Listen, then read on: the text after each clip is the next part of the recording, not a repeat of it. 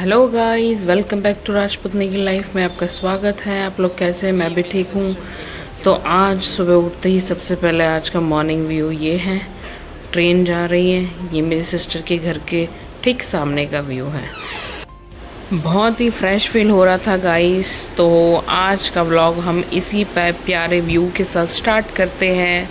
और हाँ, वीडियो को लाइक शेयर सब्सक्राइब करना ना भूलें और मेरे साथ लास्ट तक जुड़े रहे। आज का दिन हम सबके लिए बहुत ही स्पेशल है। सुबह की शुरुआत एक गरम गरम चाय के साथ हुई। अब घर में सब लोग मिलकर गोद भराई की तैयारियों में लग गए हैं। कोई सब्जी काट रहा है तो कोई खाना बना रहे हैं। वहाँ पर नेहा की सास खीर बना रही थी। घर में खुशियों का एक अलग ही माहौल है। सच में पूरे परिवार के साथ मिलकर तैयारी करने का ना एक अपना अलग ही मज़ा होता है।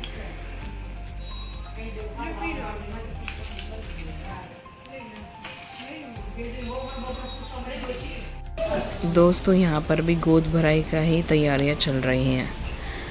हर रस्म के पीछे ना अपनी एक अलग परंपरा और महत्व होता है। ये हरा सात्विक कपड़ा भी गोद भराई की एक रस्म का एक हिस्सा है जो कि हमारे में होता है। तो गाइस, यहाँ पर मैं रेडी हो चुकी हूँ अपनी बहन की गोद भराई के लिए। और यहाँ पर नेत्रा भी रेडी हो चुकी है। ये देखिए, साड़ी पहनी है मैंने। तो अब आपको यहाँ पर लॉलीपॉप मिल गई नेत्रा को। मैं नीचे जाके अब आगे बताएंगी क्या कैसे होता है, सब दिखाती हूँ मैं आपको। ठीक है गाइस। यहाँ पर दोस्तों मेरी सिस्टर को अंदर तैयार कर रहे थे। मम्मी पापा की तरफ से जो साड़ी और श्रृंगार का सामान आया था वही उसे पहनाया जा रहा था। ये रस्म हमारे लिए बहुत ख़ास होती है। सब लोग बहुत इंतज़ार कर रहे थे उसका। गोद भराई की खास रस्म शुरू हो गई थी। इस रस्म में सिस्टर की गोद में नारियल, चावल और शगुन का सामान रखा जाता है। इन सब चीज़ों को ध्यान से और मजबूती से पकड़ना होता है ताकि कुछ भी नीचे न गिरे। हमारे यहाँ इससे बहुत शुभ माना जाता है। अब रस्म का अगला हिस्सा शुरू हुआ। मम्मी ने सिस्टर के हाथों में चावल और नारियल रखे। फिर मम्मी ने, दादी ने, मैंने और एक एक करके सभी बड़ों ने शगुन के रूप में पैसे और अपना आशीर्वाद देने लगे। ये सिर्फ एक रस्म नहीं है बल्कि प्यार, दुआ और नए जीवन के लिए शुभकामनाएं देने का एक बहुत ही प्यारा तरीका है।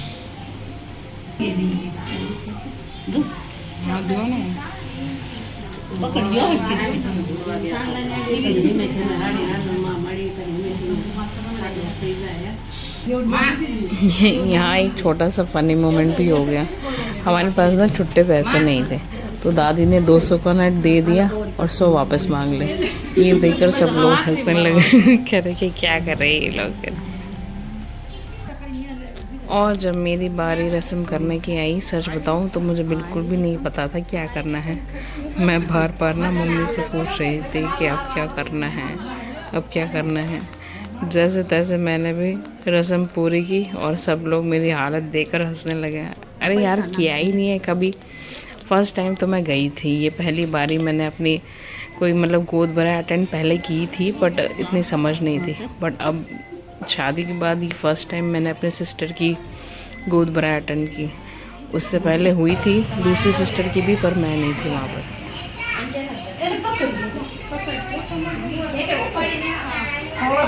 अब सब कुछ रस्म करने के बाद सिस्टर को बाहर लाया जा रहा है। सुबह जो हरा कपड़ा हमने मिलकर तैयार किया था वही अब इस रस्म के लिए बिछाया गया है। उस पर 1 रुपया और सुपारी रखकर सिस्टर को उसके ऊपर से चलाया जाता है।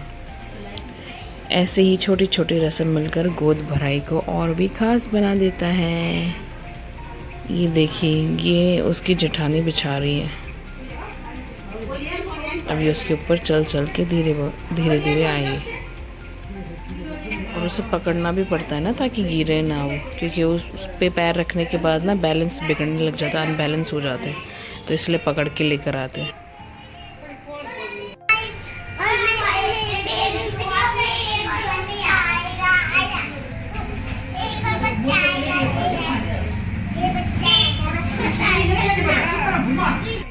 तो दोस्तों, हर रस्म के पीछे एक खूबसूरत परंपरा और दुआ छुपी होती हैं।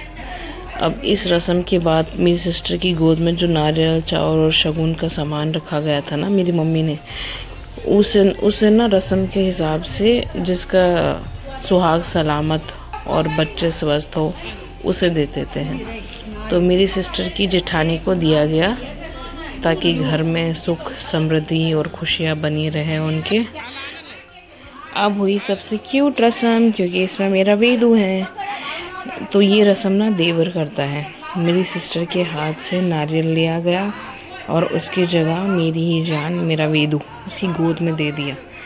सब बोल रहे थे कि दे मेरा नारियल और ले तेरा बेटा, ले तेरा बच्चा बेटा, कुछ भी। ये सिर्फ एक प्यारी सी परंपरा है जो माँ और होने वाले बच्चे के लिए शुभ माना जाता है। मतलब ये कि स्वास्थ्य बच्चा देते हैं, तो मतलब इसकी जैसा स्वास्थ्य बच्चा हो, तो ये परंपरा इसलिए करते हैं, मतलब इसलिए देते हैं हाथ में बेबी। और मेरा वेदू कितना क्यूट लग रहा है, नज़र मत लगाना। तो यहाँ पर देखो मेरे वेदू के गाल लाल कर दिए मेरी क्यूटी के।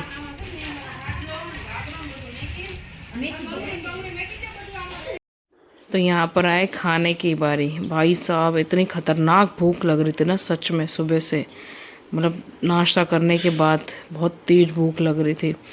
तो ये खीर थी और ये सब्ज़ी मेरी मम्मी ने ही बनाई थी और बहुत ज़्यादा टेस्टी बनी थी ये सब्ज़ी।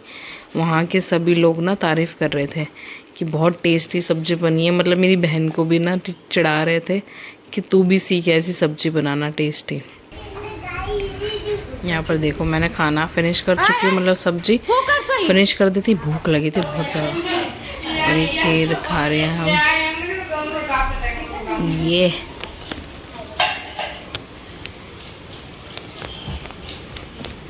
ये देखो, आपको भी खाने है गाइस खीर? किस किस के मुंह में पानी आ रहा है ज़रा बताना। वैसे मीठा इतना खाती नहीं हूँ, पर खीर बनी अच्छी थी, टेस्टी।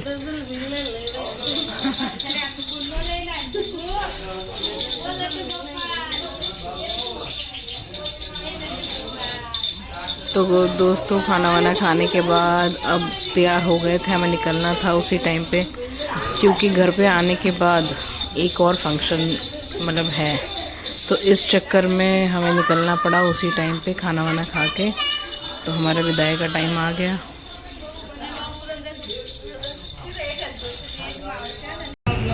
और उसके बाद यहाँ पर शुरू हो गया हमारा मेल मिलाओ, ऑनलाइन मेल मिलाओ। क्योंकि मिल रहे थे और मैं वीडियो बना रही हूँ, तो ऑनलाइन मेल मिला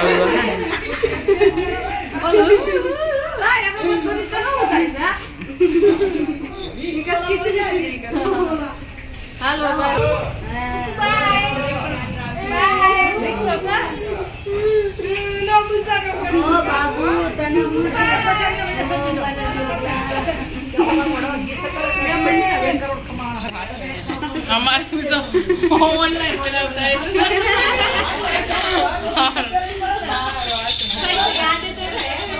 बाय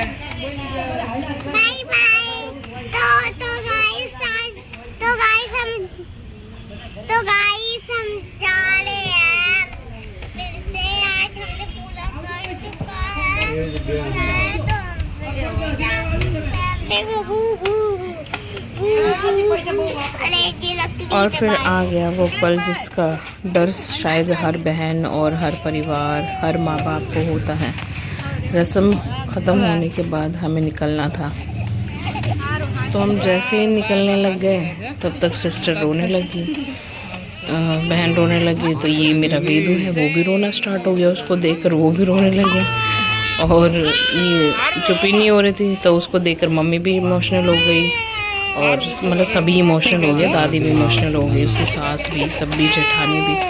अब मैंने कहा मैं किसको चुप कराऊँ, फिर उसके बाद उसको चुप कराया और बाय बोला और फिर हम निकल गए। हाँ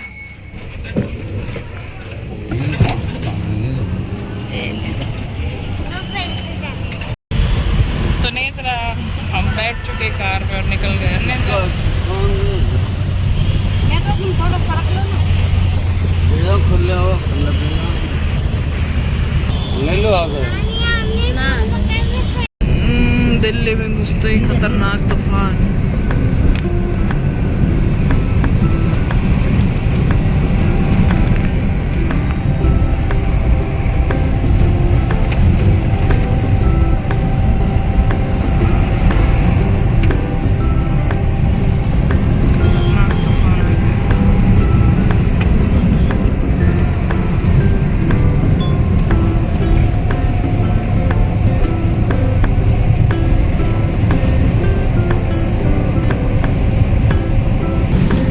यहाँ पर खतरनाक तूफान के बाद खतरनाक बारिश शुरू हो गई, मज़ेदार। मतलब जितनी गर्मी हो रही थी ना आते टाइम, पहले कितनी गरम हवा लग रही थी, तो जैसे अच्छा ठंडा मौसम हुआ, बारिश भी आ रही थी, मज़ा ही आ गया, मस्त मौसम हो गया।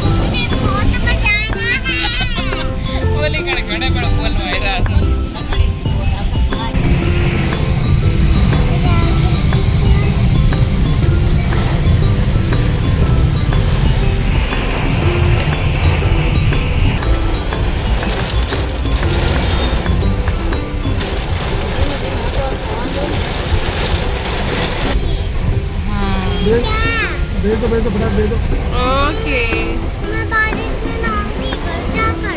ठीक है। अब मुझे टावल दे दो, तो मुझे छत्ती और दिन नहा देना। घर पे पहुंच गए हैं, अब चाय।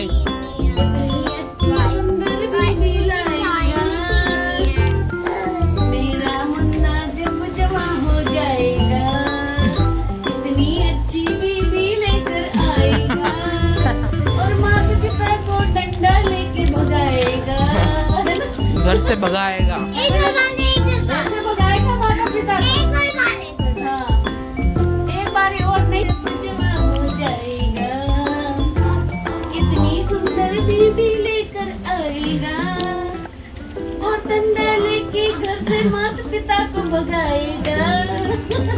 है ना, सही बात बोल रहे हो ना, है ना बाबू, सही बात। साफ कर रहे, तुम्हारे को हंसा रहे, तुम्हारे को दूध पिला रहे, तुम्हारे को बिस्कुट खिला रहे, फिर बड़े होके हमारे से तुम जीवान लड़ाओगे, है ना। निकल जाओ मेरे घर से, मेरी और मेरी बेबी को कुछ मत बोलना। हाँ, वरना तुम पीटे जाओगे। ऐसा मत बोल देना भाई। आजकल जमाना है ऐसा। अल्लाह ला। ठीक है, चुप कर। और नेत्रा को भी भगाओगे ना।